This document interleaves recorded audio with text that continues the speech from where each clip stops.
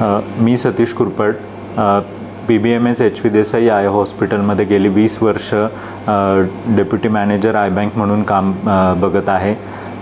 नेत्रदानाची गरज का आहे? पूर्ण भारतामध्ये सध्या 10 लाख कॉर्नियाची म्हणजे नेत्रपटलाची गरज आहे, पण आपण तेवढे मिळवतो का? तर नाही।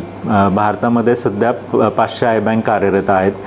त्यामध्ये पूर्ण वर्षाला साधारण आपण 50,000 च्या जवळपास कॉर्निया कलेक्ट करतो आणि त्यातील 25,000 हे ट्रान्सप्लांटसाठी वापरले जातात। त्यामुळे मागणी आणि पुरवठामध्ये खूप मोठी दरी आहे।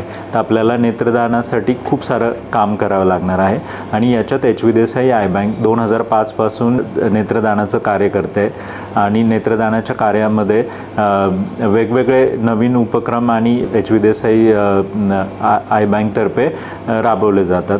आम्ही इकडे वेगवेगळ्या पॅरामेडिकल स्टुडंटला किंवा eye bank technician eye bank काउन्सलरचं ट्रेनिंग करतो। HV देसाई आय बँक तर्फे हॉस्पिटल कॉर्निया रिट्रीवल प्रोग्राम राबवला जातो।